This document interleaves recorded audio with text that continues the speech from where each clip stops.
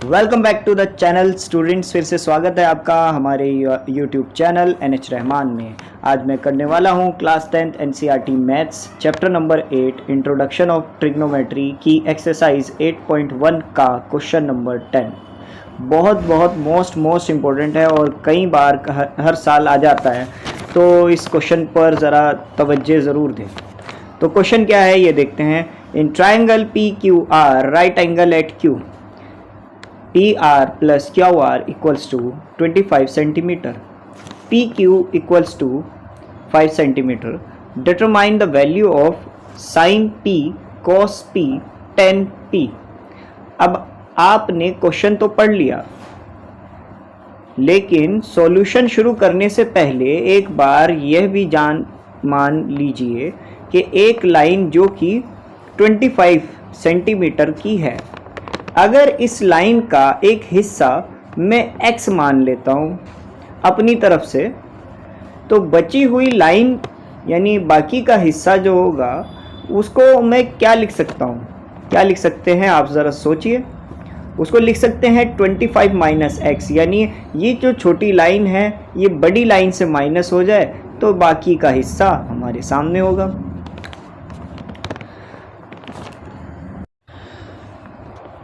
अगर आप इस बात को अच्छे से समझ गए हैं तो लाइक बटन ज़रूर दबा दें और नए हो तो चैनल को सब्सक्राइब भी कर दें। तो कुछ इसी तरह ये क्वेश्चन है। पहले इस चित्र को, इस लाइन को थोड़ा सा साइड में रख देते हैं ताकि और जगह खुले। ठीक है, आप समझ रहे हो ना। तो कुछ इसी तरह से ये क्वेश्चन है। यहाँ PR और QR दोनों लाइन पूरी 25 सेंटीमीटर की हैं, यानी दोनों को जोड़ने पर, दोनों को प्लस करने पर मेरी जो माप निकलेगी मुझे मिलेगा 25 मिलेगा, मतलब इन दोनों का ऐड करने में, वही बात घुमा फिरा के। सो जो लाइन मैंने आपको अभी बनाई थी उसी लाइन के अनुसार ये क्वेश्चन है आपका, सेम बिल्कुल ऐसे ही है। इसके साथ ही हमें क्वेश्चन में बताया गया है कि PQ जो कि बेस है इस ट्राइंगल का, उसकी जो साइड है मतलब वो 5 सेंटीमीटर है। क्वेश्चन के अनुसार आप देख सकते हो PQ कहाँ है, तो कहाँ से हम sin P cos P और tan P की वैल्यू निकालेंगे। तो फिक्र मत कीजिए, हम क्वेश्चन को कंटिन्यू करते हैं। तो बच्चों, अभी जैसे मैंने आपको बताया इस लाइन के बारे में, ऐसी कुछ लाइन QPR है। तो अगर मैं QP को x मान लेता हूँ अपनी तरफ से, अगर QP को x मान लेता हूँ तो RP कितना आएगा? 25 माइनस x, आराम से हो जाएगी ना। अगर QP को x मान लिया तो RP 25 माइनस x हो जाएगी। समझ रहे हो ना। क्योंकि कुछ हद तक तीनों लाइंस हमें मिल चुकी हैं, तो पाइथागोरस थ्योरम लगा दीजिए। जिनको पाइथागोरस थ्योरम नहीं पता उनके लिए अलग से हमने वीडियो बनाई हुई है। अगर जिसको ये पाइथागोरस की वैल्यू ये वो नहीं पता तो आई बटन पे क्लिक करके आप देख लो, हमने पूरी वीडियो पाइथागोरस पर तैयार कर रखी है। तो अकॉर्डिंग टू पाइथागोरस RQ का स्क्वायर प्लस QP का स्क्वायर बराबर होगा RP के स्क्वायर के। क्या हुआ? ये वही परपेंडिकुलर का स्क्वायर प्लस बेस का स्क्वायर हाइपोटेनियस के स्क्वायर। अब यहाँ जब RP का स्क्वायर हाइपोटेनियस है तो भाई मैं क्या कर सकता हूँ? तो 5 का स्क्वायर प्लस x का स्क्वायर बराबर आया 25 माइनस x का होल स्क्वायर। तो बच्चों 5 का स्क्वायर तो होता है 25, x का स्क्वायर क्योंकि x की वैल्यू ही नहीं पता तो x का स्क्वायर ही रहेगा। और यहाँ लग जाएगी a माइनस बी के वाली आइडेंटिटी। तो a माइनस बी वाली आइडेंटिटी की वैल्यू जैसा आपको पता है होती है a square plus B square minus 2ab। और जिनको ये आइडेंटिटी क्या है, अलजेब्रिक आइडेंटिटी नहीं पता, तो इस बारे में भी हमने वीडियो तैयार कर रखी है। आई बटन पर क्लिक करके देख लो भाई। हम ज़्यादा देर नहीं लगाएंगे अब इसको क्वेश्चन को करने में, तो लगा दीजिए भैया।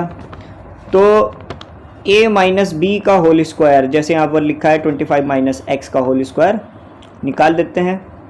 तो भाई ये हो गया 25 का स्क्वायर प्लस x का स्क्वायर माइनस 2ab जैसे है, तो 2 multiply by 25 multiply by x।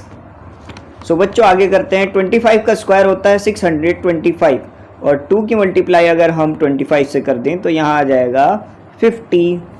तो बच्चों अब जैसे आप देख रहे हो इक्वल टू के LHS वाली साइड में भी और RHS वाली साइड यानी दोनों तरफ x का स्क्वायर आ रहा है और दोनों प्लस का है, यानी ये डायरेक्ट भी कट सकते हैं।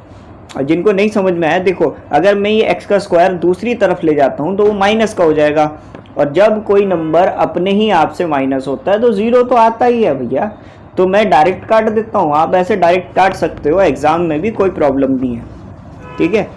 फिर आगे आते हैं बच्चों, ये जो 50 माइनस 50x है, अगर मैं दूसरी तरफ ले जाता हूँ तो ये यहाँ माइनस का है तो दूसरी ओर प्लस का हो जाएगा, और ये 25 यहाँ प्लस का है तो दूसरी ओर ले जाऊँगा तो ये माइनस का हो जाएगा। तो 50x इक्वल्स टू 600, ठीक है। अब 50 यहाँ पर मल्टीप्लाई हो रहा है तो दूसरी तरफ जाकर डिवाइड हो जाएगा। तो x की वैल्यू क्या आई भाई साहब, 0 से 0 कट गया, 5 1 5, 5 12 60, तो x की वैल्यू आपकी आ गई है 12। यहाँ तक का अगर आपको समझ में आ गया होगा, जिन्होंने अब तक नहीं किया लाइक तो कर दो लाइक, और जिन्होंने नहीं किया सब्सक्राइब तो कर दो सब्सक्राइब। नहीं समझ में आया तो भाई कमेंट ज़रूर कर देना, हम और अच्छे से आपको समझा देंगे।